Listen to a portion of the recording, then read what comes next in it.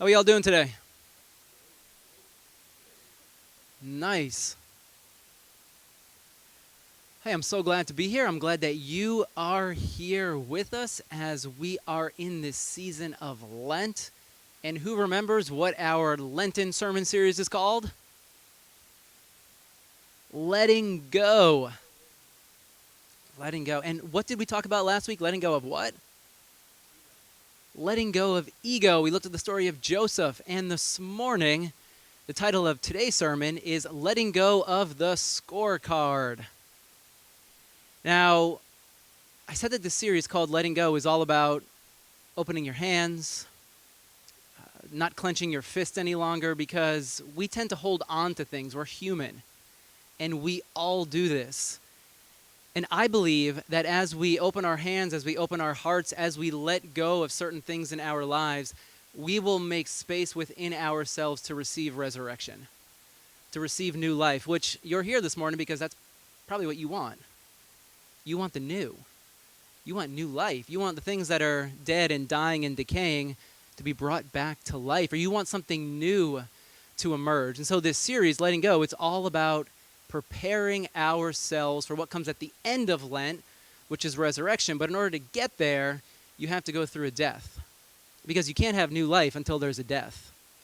So these 6 weeks of Lent are all about letting go of things in our lives that need to die, letting go of things that maybe we didn't mean, we didn't intentionally let go of them, but they just were ripped from us.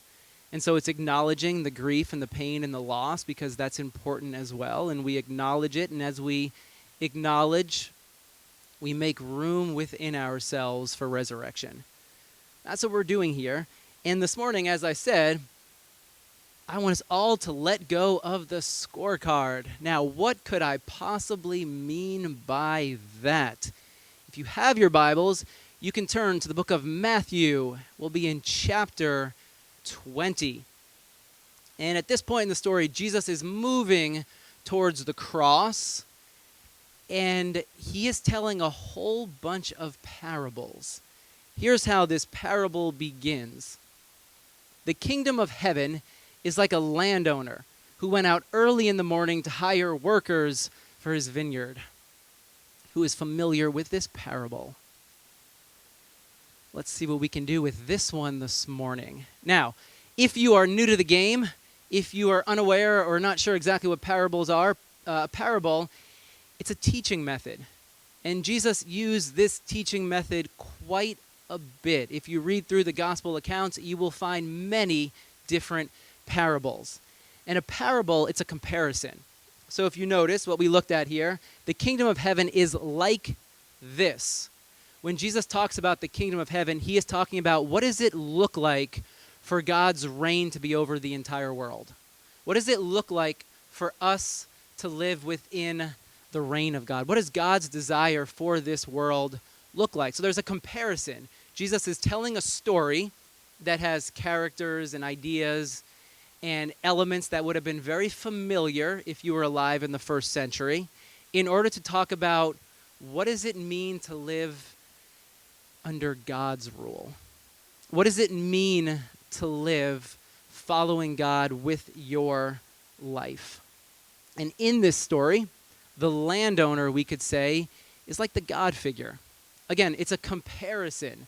Jesus is using first century ideas in order to communicate a universal truth. Now, we're not alive in the first century. We're a little bit beyond that. So we have to do a little bit of digging in order to immerse ourselves in the first century so that we can pull this teaching into our world today. So that's what we're going to do. We're going to look a little bit into the first century to see what Jesus was talking about, also that we can understand, well, how do we understand God? How do we make sense of God in our lives? And then what does it mean to live as followers of this life that Jesus is teaching? What does it mean to live as a follower of Jesus? The parable continues. This landowner, he went out and he agreed to pay the workers a denarius for the day, and he sent them into his vineyard. First century. A denarius would have been considered a fair wage. Chances are you're not getting denarius in your paycheck. Anyone direct deposit denarius coming through to your Chase account? In the first century, this time, denarius would have been considered a fair wage. This would have been the going rate for a common laborer. So when the landowner goes out and says, hey, if you come and you work for me for the day, I'll pay you the going rate. It's not too much, it's not too little. This would have been considered a fair wage. These workers, they're waiting around because they are day laborers. So in other words, they only can feed their family. They will only be paid if they work. They need to constantly have work in order to sustain themselves and sustain their family. So when the landowner comes out and all these laborers are waiting there, they're mingling at the side of the street, and the landowner says, you, and you come and work for me, they would have been ecstatic. Because they would have known, oh, you know what, we're going to get paid, which means there will be food on our table tonight. We will be able to feed our family and sustain ourselves for another day. But they would have had to have gone back again the next day and obviously the next day after that. But there's plenty of people that are mingling, waiting for work, as we see here. About 9 in the morning, he went out. So remember, the landowner has gone out very early in the morning, before the sun is even up. And there's already workers that are waiting there, hoping to be hired. Then a little bit later, after the first workers were sent to work in the vineyard, a little bit later, 9 in the morning, the landowner went out and saw others standing in the marketplace doing nothing. In other words, they haven't been hired yet. They're standing in the marketplace, waiting, hoping that someone will come and hire them. Why?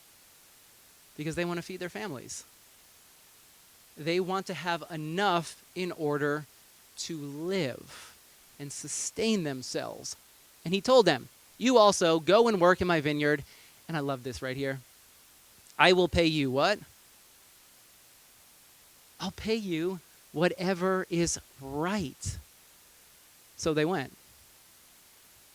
First workers were told exactly how much they were going to be paid. A little bit later in the story, now this landowner comes and says, you know what? I'm going to pay you whatever is right. Now this word right comes from the word, oh man, I practiced this one. Joe, I remember a couple weeks ago, he's like, hey, I'm not going to pronounce the Greek, but here's the trick. You just pretend like you can pronounce it and everyone will be like, wow, he's really good.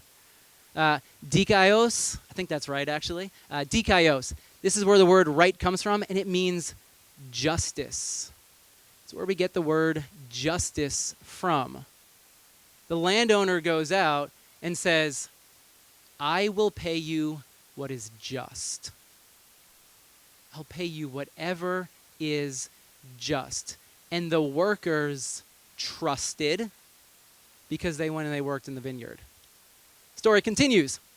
He went out again about noon. This is the third time the landowner is going out. He obviously has a lot of work, or he has extra money to burn in his pocket. He goes out again at noon, and then again at about 3 in the afternoon does the same thing. Why are you all standing here? What's going on here? You know what? I'll pay you whatever's right. Go and work for me. About 5 in the afternoon. Again, this landowner is continuing to go out into the marketplace to see who is still standing there so they can come and work in his vineyard. This would have been odd, the fact that the landowner himself went out. Normally, the landowner would have sent someone under him to go out and hire workers. This is already an odd detail that we hear in the story. Why is if you're listening, first century, you're like, why is the landowner going out? Shouldn't he be at home? Shouldn't one of his hired workers be going out to hire other people? So about 5. So how many times is this?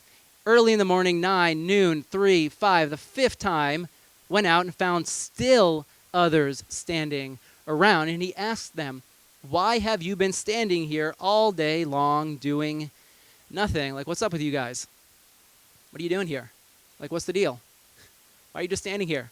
Why are you doing nothing? To which they replied, because no one has hired us. It's 5 in the afternoon.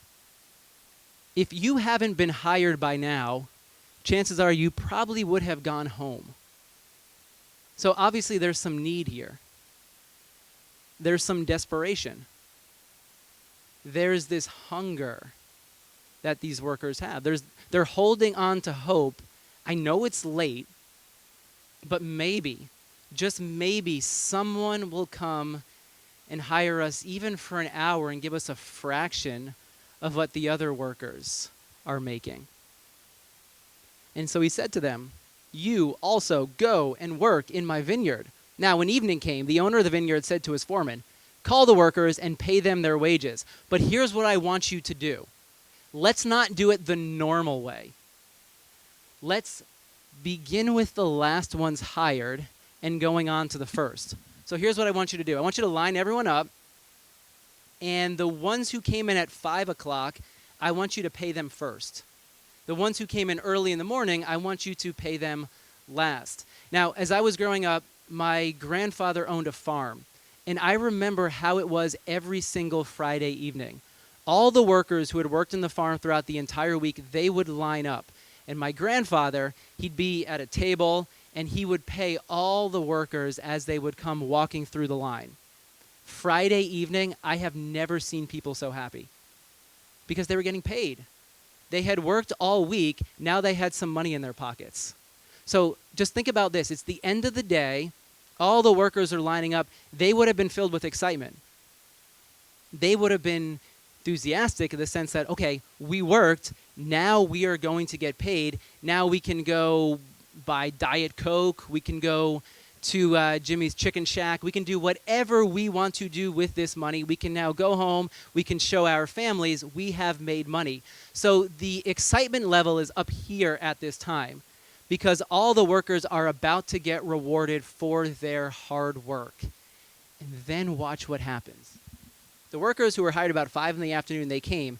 They each received a denarius. Last ones.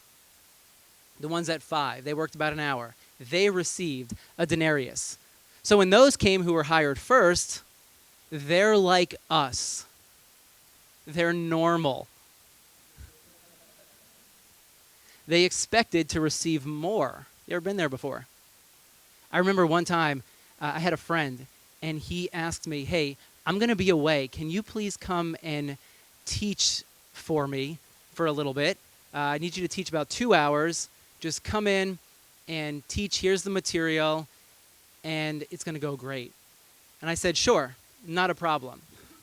Now, I was in the middle of a move. I had lots of different things going on. The material was beyond what I knew, so I had to study a lot so that I could go and teach this material to this class. I went, I did it, and I left thinking, all right, I can't wait for the check to come in the mail. A couple of weeks went by, no check in the mail. Yeah, sometimes we do things with an expectation to be rewarded in a certain way, whether it's monetarily or in other ways, but then something happens, there's a lack of communication.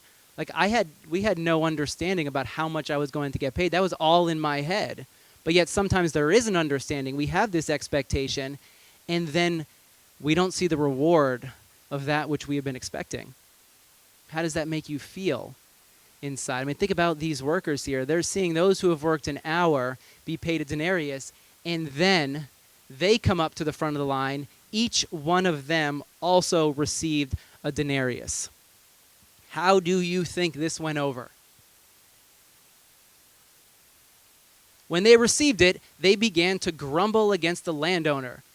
"These who were hired last worked only an hour," they said, "and you have made them equal to us who have borne the burden of the work and the heat of the day." They are livid. They're upset. And what was their main complaint?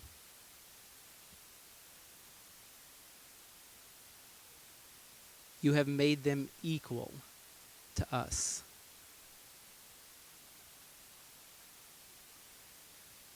You've given them the same value as us, the same worth. Because remember, we worked harder. We have proved ourselves more. We have offered more value. We did more work for you than them. We expended more of ourselves. It was the heat of the day, and we were out there sweating. They came at 5. The sun had already set at that hour. We gave more of our energy. We have sacrificed more. And, of course, we accomplished more. We made more money for you. So, obviously, you owe us more money. What they're saying is that we are more deserving than them. We deserve more than them. This is the way that our world works. The way our world works, it's a transactional way of being. We do this, and we expect to be paid for whatever it is that we do. We have a certain expectation for, well, if we've given this, then I expect to receive this in return. And we have a whole list of things. We value people, we value jobs, certain activities more than others.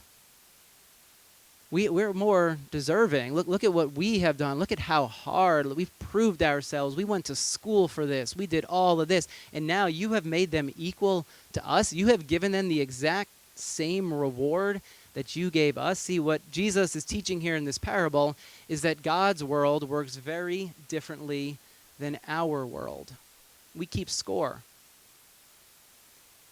We make sure that we receive that which we deserve, and when we don't, we are like these workers where we're saying, well, hold on a second here. This isn't fair.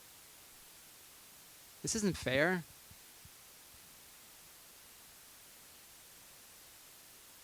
And the story continues. The landowner answered one of them, the biggest complainer, and he says, friend. Friend. Now, friend is the Greek word heterios, and heterios, here's the meaning of it. A companion, normally an imposter, posing to be a comrade, but in reality only has his own interests in mind. This is a harsh remark. Heterios is the same word that Jesus uses to Judas when Judas is betraying him on that fateful night. Friend, do what you're about to do. Yeah, this isn't, come here, buddy. No, this is, I see your inner motives. I see what's going on here. You're pretending to be all chummy and buddy-buddy with me, but in reality, you're just trying to get something from me. I see your heart. I see what's going on here. Hey, friend. No, this is, I know you're an imposter. I know you're really not for me. You're really just for yourself. Very self-interested. So he answered, I'm not being unfair to you, friend. Didn't you agree to work for a denarius? To which the worker's like, and what do you say to that? Well, yeah, but what? I want to give the one who was hired last the same as I gave you. Don't I have the right to do what I want with my own money? Or are you envious because I am generous? Now, this is how the parable ends. I love how Jesus teaches. The parable ends with a question. Here's the question again. Are you envious because I am generous? End of parable. End of story. Move on to the next scene. It's open-ended, which then raises the question, well, how does the story end? And here's the answer. It's up to you. It's up to you. It's up to us as we read this story today. How does the story end? I don't know. How does it end for you? See, we are now being invited to complete this story. It's being thrown back to us, which is how Jesus always taught. He taught in a way so that his listeners and us reading it 2,000 years later are now being invited into the story ourselves, so that now we can go and live it out. We hear these words, we hear these teachings, and then now we are forced to sit with them ourselves and listen and discern, well, what does it mean for me in my life today? What does it mean for how I understand God? What does it mean for how I follow Jesus with my life? Absolutely brilliant. There's no answer here necessarily. The answer is up to you to go and embody the truths that Jesus is teaching. That's what I love about Scripture. It's not something that we just sit, read, check off a box, we're on to the next thing, but we sit with it. We allow it to work within us so that it changes us, transforms us. It forces us to look at some of the ugly parts of our nature, some of the things that we are holding on to, where Jesus is like, hey, if you were to let go of that, wow, your life could look bigger. If you were to let go of some of the things that you're holding on to, you think they're best for you, but in reality, they're decaying your soul. They're rotting your soul. And if you were to let go of those ways of living, you might come to truly find life. So we have to talk about generosity, justice, and grace. First, generosity. Are you envious because I am generous? Who knows what this is? Who's ever used one of these before? When I first started going to baseball games at Yankee Stadium as a young kid, every single time we went, we would buy one of the programs. And in the back of the program, you have a scorecard that looks exactly like this.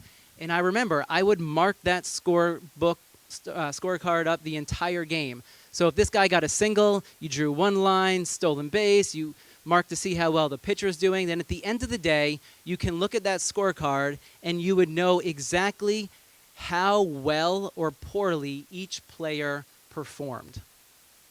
And then what you would do is you would look at all the different stats throughout the year, and then you would compile all those stats, and then you would say, hey, this guy had a good year, this guy had a bad year. The ones who had a good year, they would receive a whole lot of money.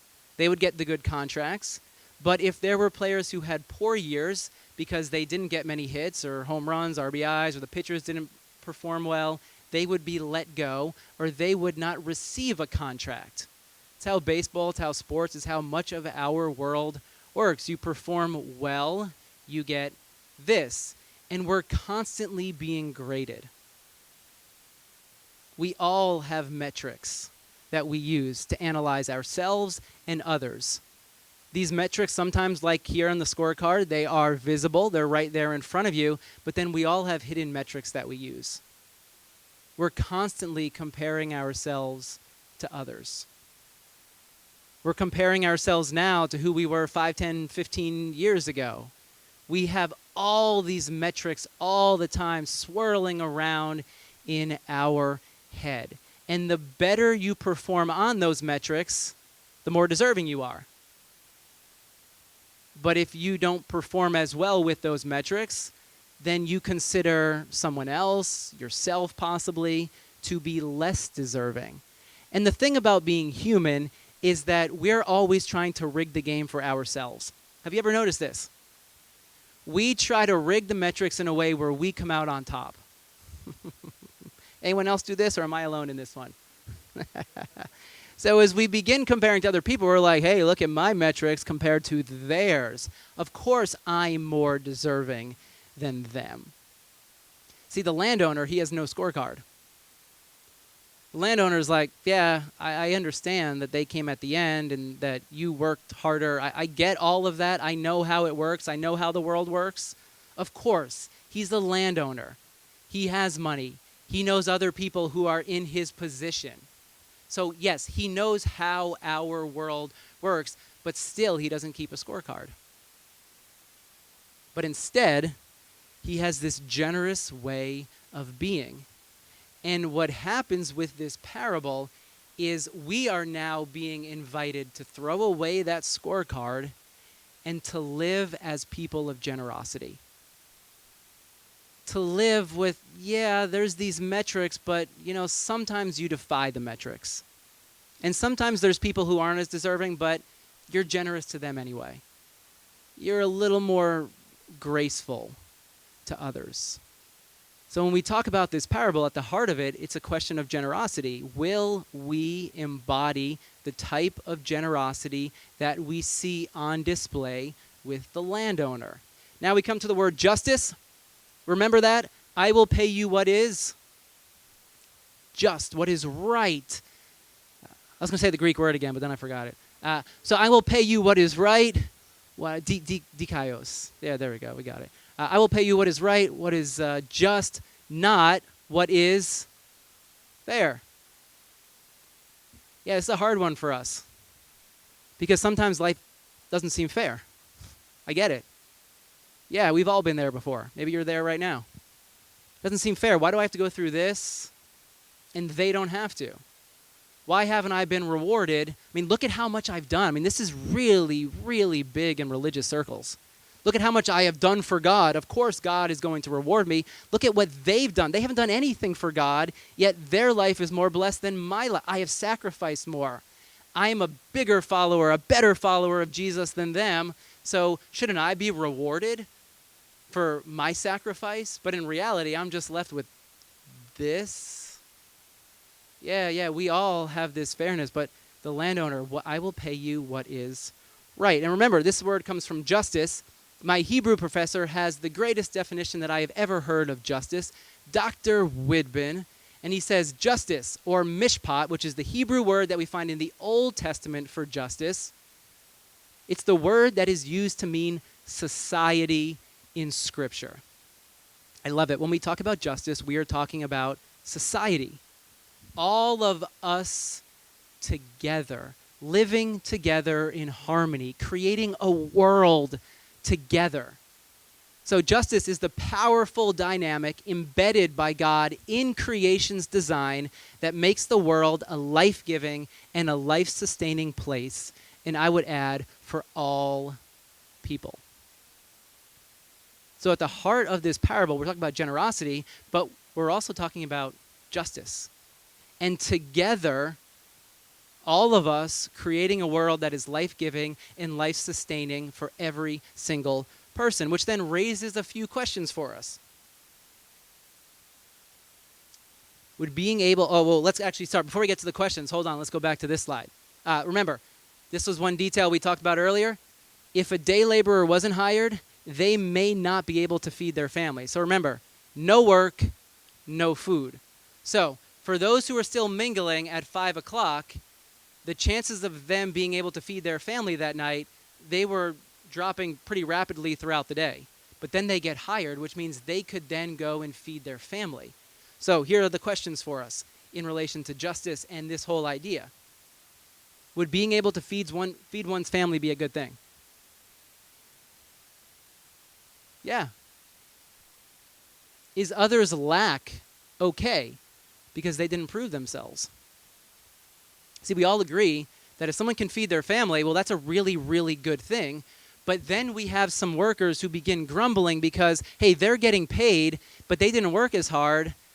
They're missing the bigger picture that now this person is able to feed their family.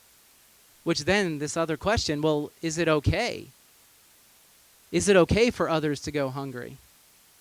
Is it okay for others to not have the things that they need to sustain their lives because they haven't proven themselves? I mean, this is what the first workers are grumbling and complaining about. But if you dig a little bit deeper under the surface, you see that they're really not happy with the fact that those workers hired at 5 could go and feed their family because it's not fair. It's not, they haven't proven themselves worthy of receiving. See, God's dream for our world is justice. A world that is just. A world that is a society that is life-giving and life-sustaining for all people. It's a world where everyone has what they need to survive and flourish. So, will we be angered if we go with less so that others can have enough? I mean, these are the questions that this parable raises. Think about those first workers. They thought they were going to get more. Well, if they only, think about, they're probably doing the math as they're waiting in line here. The landowner lined them up a particular way because he was trying to prove a point. So if the ones went at 5 o'clock were getting a denarius, the ones who went there early in the morning, they're like, all right, 1 times we work, 12 hours? We're going to get 12. That's what we deserve according to these metrics. So the question then for the first workers, for all of us, will we be angered if we go with less so that others can have enough? Will we trade our definition of fair for just? Yeah, these are difficult questions. These parables are not easy. They bother us because this isn't how the world works. It's not how it's supposed to be. It's not fair. Yeah, it's much easier to memorize this parable, but to actually have to sift through all the questions this parable raises and then be forced to confront the questions ourselves. Ooh, well, hold on a second. I don't want to do that. I'd rather keep the parable over there at arm's length. I don't want to actually have to enter into the parable and now live it out myself. And then let's talk about grace, because you knew this was coming, right? Definition of grace: unmerited favor. If the landowner is the God figure, we could call the workers, the first workers, we could call them religious gatekeepers. And you have religious gatekeepers all across the religious landscape. And what these gatekeepers tell you is who is worthy of God's grace and who is unworthy of God's grace. Now, for these religious gatekeepers, who do you think is worthy of God's grace? They are. Again, we create these metrics in our head in order to put ourselves up at the top.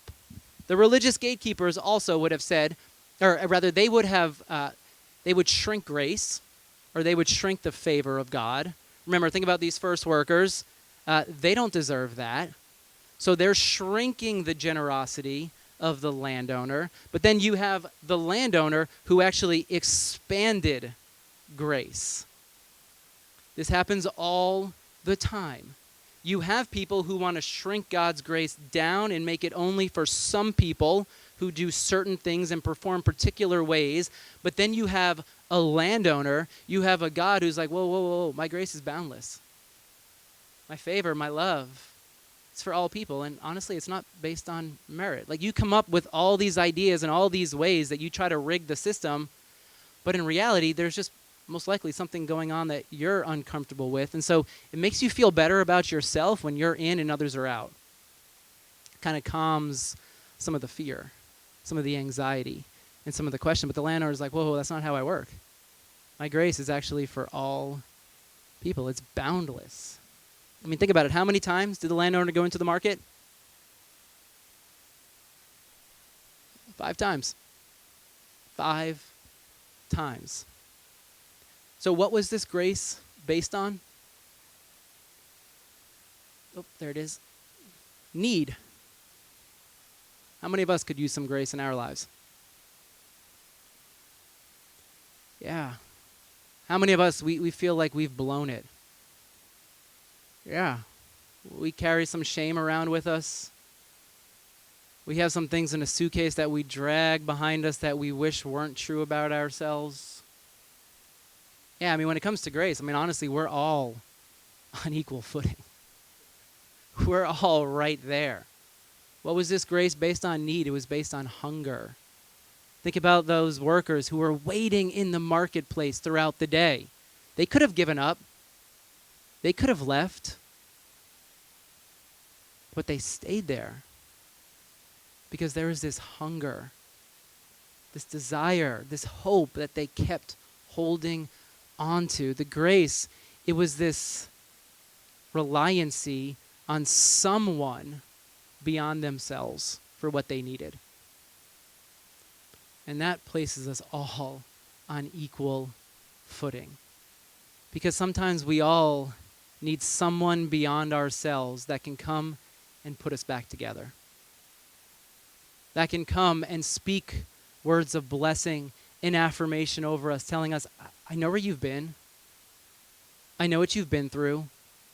I know what you believe about yourself. I know where you fall on your own metrics, but we're throwing all that away because my love is with you. My grace is upon you. And there's nothing that disqualifies you from that grace. See, I often wonder, who is more at home in God's world? And think about the story here. You have the first workers, they were invited in right from the start.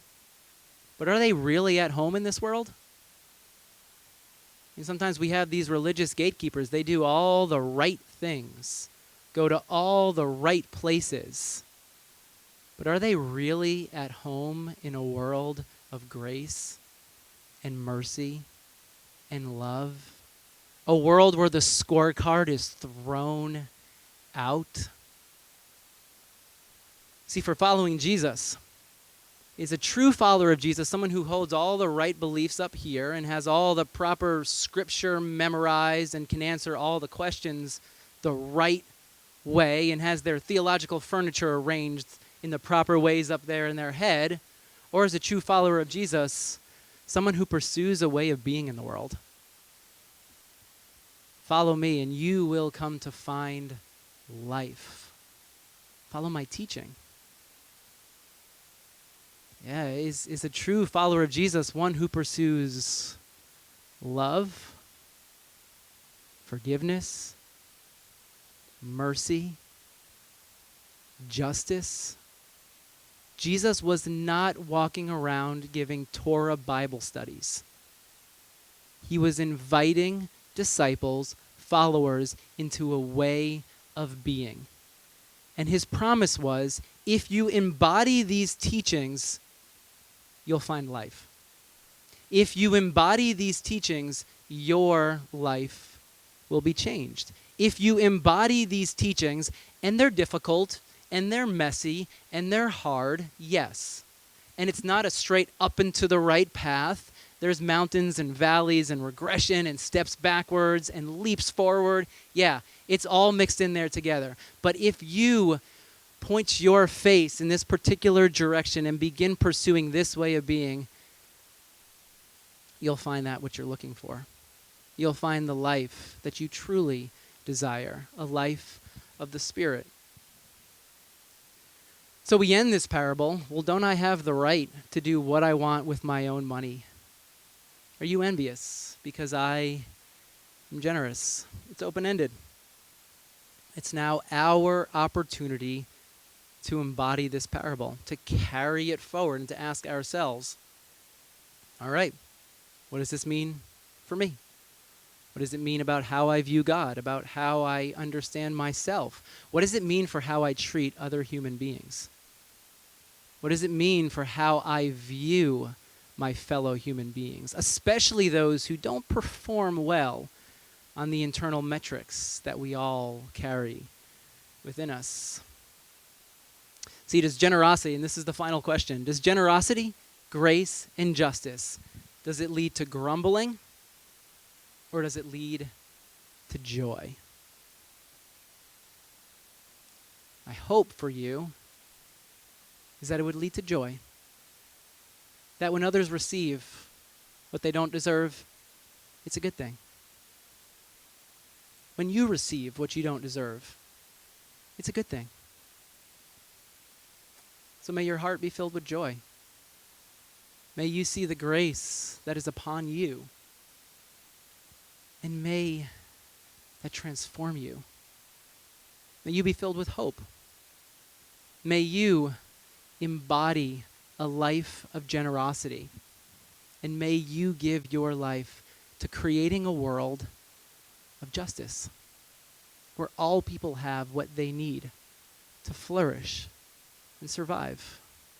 May you not be like those first workers who grumble and complain and make sure everyone gets their fair slice, their fair share of the pie. But may you have a heart of generosity.